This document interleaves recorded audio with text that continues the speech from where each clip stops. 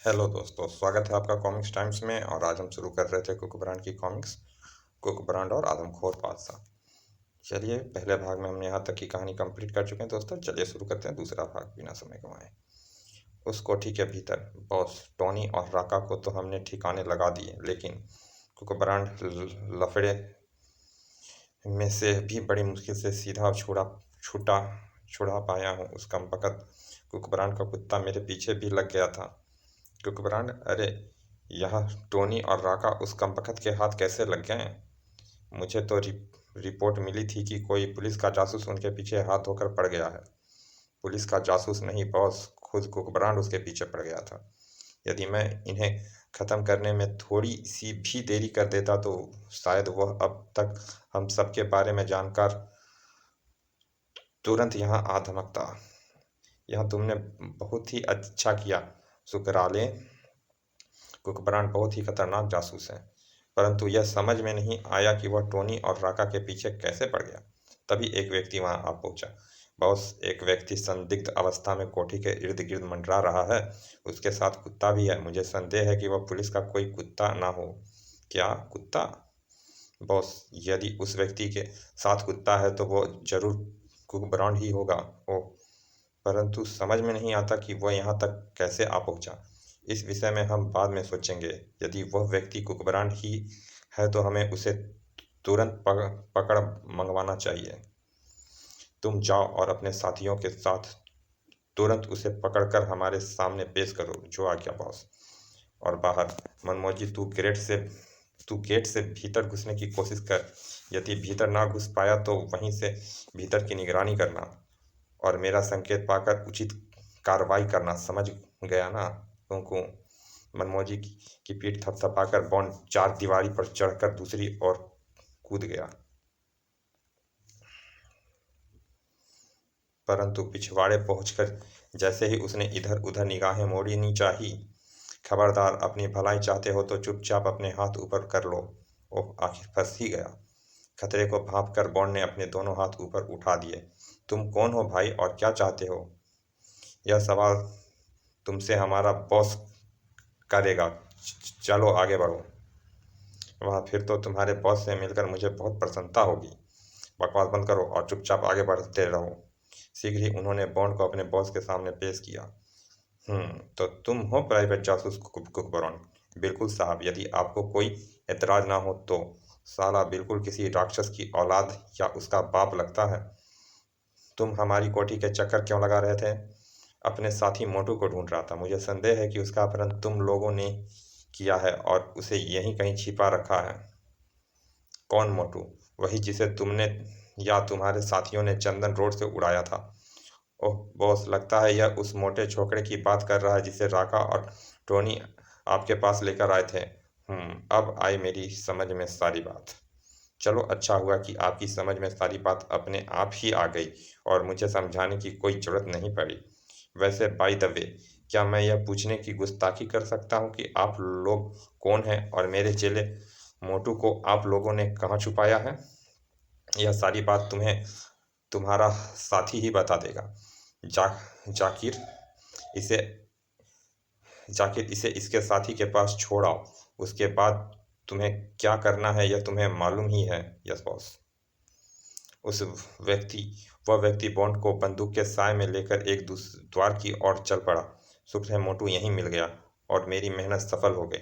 उन्हें वहां से जाने के बाद जैकब, अब यहाँ खतरा बढ़ रहा है, इसलिए अब मैं और रिस्क नहीं लेना चाहता हूँ। तुम तुरंत कैदियों को पोला टापू भेजने की तैयारी करो। यह खेप यहाँ से हट जाए तो अच्छा है। Okay boss. उधर बॉन्ड को जब मोटू वाली कोठरी में धकेला गया तो मोटू उसे देखकर मारे प्रसन्नता के उससे लिपट गया। ओ बॉन्ड भैया, अच्छा हुआ जो तुम आ गए। गुर अबे छोड़ मुझे। बॉन्ड भैया, अब मुझे पूरा विश्वास हो गया है कि हम सब जल्दी ही इस काल कोठरी से आज़ाद हो जाएंगे और मुझे लग रहा है कि तुम लोग के साथ साथ अब मैं भी खुदा का प्यारा हो जाऊंगा। खैर, तुम पहले यह बताओ कि यह सब माजरा क्या है? तुम लोगों को कैद करने वाला कौन है और क्या चाहता है? हैं? तब मोटू ने बॉन्ड को सारी आप बीती सुनाते के साथ बॉस से हुई अपनी बातचीत भी बता दी। इसका मतलब यह हुआ कि वह राक्षस पोला टापू में कोई गहरा चक्कर चला रहा है। तभी उनकी कोठरी में तेजी से धुआं भरने लगा और वे सब बुरी तरह खांसने लगे। खों खों खों खों, लगता है यह धुआं जहरीला है। खों खों, उफ, मेरा तो दम घुट रहा है। खों खों। फिर वे सब शीघ्र ही बेहोश होकर जमीन पर लुढ़क गए। उनके बेहोश होते ही कोठरी का दरवाजा खुला और कुछ लोगों ने भीतर प्रवेश किया। चलो, इन सबको उठाओ और ले चलो। और उसी दिन लगभग आधी रात के समय एक बोट समुद्र का सीना चीरती हुई तीव्र गति से एक तरफ बढ़ती चली जा रही थी। वह बड़ी बोट राक्षस जैसे दिखने वाले बोस नागादैव की ही थी। बॉन्ड आदि को उसी बोट पर होश आया। ओह, हम लोग कहाँ हैं? घरघराहट की आवाज़ और माहौल की गंध से तो ऐसा लगता है कि हम किसी बड़े स्टीमर में हैं। ओह, इसका मतलब यह हुआ कि वो राक्षस हमें समुद्र के रास्ते कहीं ले जा रहा है। हाँ, और जहाँ तक मेरा ख्याल है वह हमें पोला टापू ही ले जा रहा है। अरे बाप रे, यानी टापू के आदमखोर बादशाह का हार बनाने? बिल्कुल।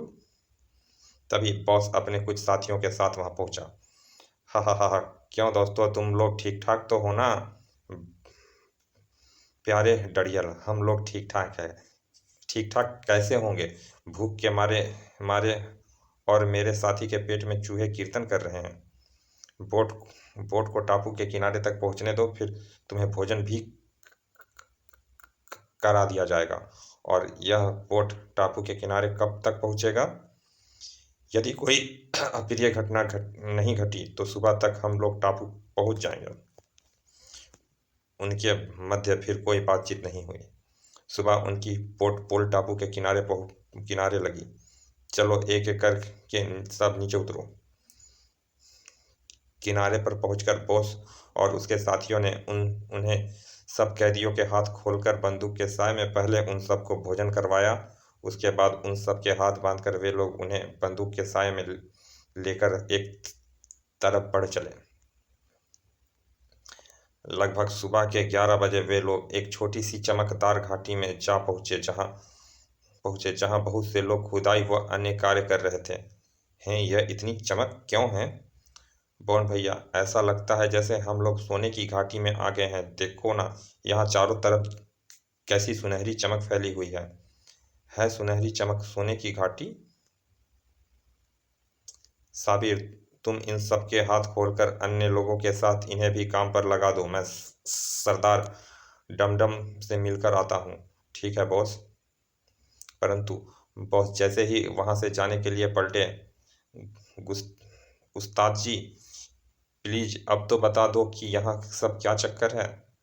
हा हा हा हा हा हा हा हा, एक जासूस होकर भी तुम यहाँ का माहौल देखकर भी कुछ नहीं समझे। खैर सुनो, मैं तुम्हें सब कुछ बता देता हूँ। यहाँ तुम जो चमक देख रहे हो वह सोने की है। यहाँ के रेत कंकड़ और पत्थरों में सोना मिला हुआ है। मैं इन लोगों से उन्हें मैं इन लोगों से जिन्हें तुम यहाँ भिन्न कार्य करते हुए देख रहे हो, यहाँ से खुदाई करवाकर रेत कंकड़ और पत्थर उठवाता हूँ और पास ही कारखाने में भिजवा देता हूँ। वहाँ मेरे आदमी इनकी सफाई करके इनसे सोना निकालते हैं। उसके बाद मैं इसे मार्केट में बेचता हूँ। परंतु तुम्हें इस टापू और यहाँ पर मौजूद सोने की खान का पता कैसे चला? पहले मेरा मछलियों का कारोबार था। एक बार मेरा स्टीमर तूफान में फंसकर इस टापू से आ लगा। मेरे साथ मेरे आदमी भी थे। खाने पीने की तलाश में हम भटकते हुए इस छोटी सी घाटी में आ पहुंचे। अरे, यहाँ के रेत और कंकड़ों में तो सोना मिला हुआ है सोना। सोने की बात सुनकर मैं खुशी से उछल उछल पड़ा। तभी यहाँ के आदिवासी आदमखोर लोगों ने हमें चारों ओर से घेर लिया। परंतु इससे पहले कि वे कुछ करते, मैंने तुरंत ही एक फैसला अपने मन में किया और यहाँ के सरदार डमडम से मित्रता कर ली। उस मित्रता के फलस्वरूप मैंने अपने साथियों को उन्हें खाने के लिए दे दिया और उसने मुझे यह घाटी खुश होकर इनाम में दे दी। हा हा हा हा।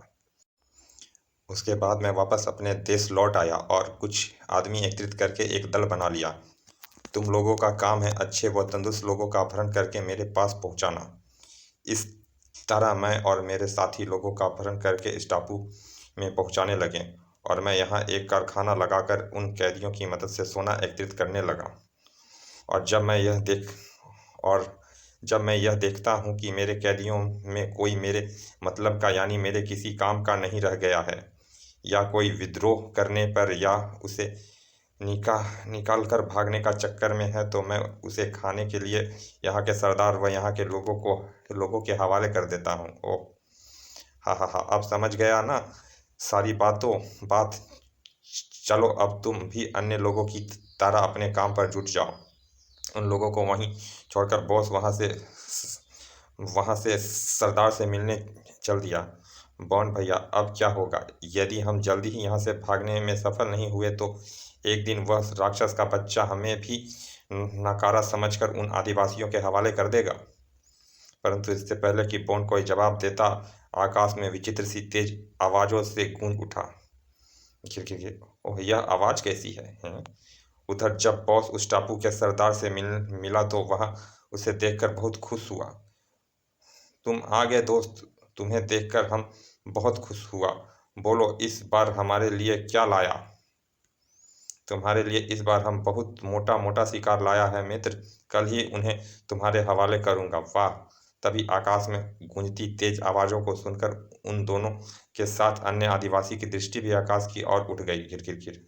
हैं, भारतीय विमान?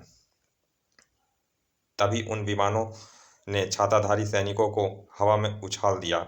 ओह माय गॉड, यह तो भारतीय सेना है, लेकिन यह यहाँ कैसे आ पहुंची? उधर बॉन्ड आदि के चेहरे आकाश में मंडराते भारतीय छाताधारी सैनिकों का देखकर प्रसन्नता से खिल उठे थे। ओह, आ गए हमारे मुक्तिदाता, हुर्रे हुर्रे। तभी सरदार, वे लोग हमारे दुश्मन हैं, अपने आदमियों को तुरंत आदेश दो कि वे उन्हें नीचे उतरते ही मार डालें। ठीक है, मुकाबला करो, दुश्मनों को मार डालो, हो। और जैसे ही भारतीय सैनिक नीचे उतरे, आदमखोर आदिवासियों ने उन पर हमला कर दिया। हो। ओह उफ। बॉस और उसके साथ ही बड़ी बेरहमी से भारतीय सैनिकों को मौत के घाट उतारने लगे। ढाएं ढाएं, तर तर तर तर, उफ ओह। पहले तो भारतीय सैनिक अचानक हुए हमले से नुकसान उठा रहे थे, लेकिन फिर उन्होंने भी मोर्चा संभालकर मुकाबला आरंभ कर दिया। तर तर तर, ढाएं ढाएं, ओह आई। जबरदस्त मुकाबला हुआ। तर तर तर, ढाएं ढाएं, आई हाय। लेकिन अंत में आदिवासियों के साथ साथ बॉस और उसके बचे खुचे आदमियों का भारतीय सेना के सामने घुटने टेकने ही पड़े। हमें मत मारो, हम आत्मसमर्पण करते हैं, गिरफ्तार कर लो इन सबको गिरफ्तार कर लिया गया। तभी बॉन्ड, मोटू व सभी कैदी प्रसन्नता से चिल्लाते हुए वहां आ पहुंचे। ओह पटाखा अंकल, शुक्र है मोटू और बॉन्ड सही सलामत हैं। बॉस व उसके साथियों को गिरफ्तार देख बॉन्ड, मोटू व सभी कैदी की प्रसन्नता की सीमा न रही। इंस्पेक्टर अंकल, आपने बिल्कुल सही मौके पर एक्शन लिया, लेकिन यह बात मेरी समझ में नहीं आई कि आपको इस टापू का पता कैसे चला और आप अचानक यहाँ पर कैसे आ पहुँचे? तुम्हारे चेले की मदद से। वे देखो, वह रहा तुम्हारा चेला मनमोजी। ओह, शीघ्र ही मनमोजी बॉन्ड के पैर पर आकर लेट लगने लगा। बस बस चेले, इतनी ही खुशी बहुत है। कुं अंकल, आप मनमोजी की मदद से यहाँ किस प्रकार पहुँचे? अरे भाई, अब तुम्हारे गुरु चेले की क्या तारीफ करूँ। सच में मनमोजी बहुत ही समझदार है। वह अचानक ही कल रात पुलिस स्टेशन आया और अरे मनमोजी, कूं भों भों। फिर वह मुझे जबरदस्ती कपड़ों से पकड़कर ग्रीन रोड की उस कोठरी पर ले आया जहाँ तुम लोग कैद थे। मैंने कुछ सोचकर तु, तुरंत ही कोठी के भीतर प्रवेश करना उचित नहीं समझा और एक स्थान पर छिपकर कोठी की निगरानी करने लगा। लगभग 11 बजे के करीब उस कोठी से एक वैन निकली। मैंने उस वैन का पीछा किया। वैन समुद्र के दक्षिण किनारे पर जाकर रुकी जहां एक स्टीमर खड़ा था। फिर मैंने वैन से बेहोश लोगों को उतार कर स्टीमर पर चढ़ाते देखा। सारा माजरा समझते मुझे देर नहीं लगी। मैंने तुरंत ट्रांसमीटर द्वारा पुलिस हेडक्वार्टर से संपर्क स्थापित किया। मुझे तुरंत एक हेलीकॉप्टर चाहिए सर। आईजी साहब को सारी स्थिति से अवगत कराने के बाद मैं हेलीकॉप्टर द्वारा बदमाशों के स्टीमर का पीछा करने लगा। फिर जब मैंने स्टीमर को इस टापू के किनारे रुकते और तुम लोगों को उतरते देखा तो मैंने तुरंत पुलिस हेडक्वार्टर से संपर्क कर सैनिक मदद मंगवा ली। जी हाँ, पोला टापू पर अटैक करना है, शीघ्र मदद भेजिए। और इस प्रकार हमने यहाँ पहुंचकर इन सब लोगों पर काबू पा ली। वाह वाह चले मनमोजी, तुमने एक बार फिर मेरा नाम रोशन कर दिया है। इस बार अखबार में मेरी जगह तुम्हारी फोटो छपेगी। भारत सरकार, इस टापू पर कब्जा हो गया। सारे अपराधी को कठोर सजा हुई और इस बार वास्तव में इस केस का सेहरा मनमोजी के सिर पर बंधा। समाप्त।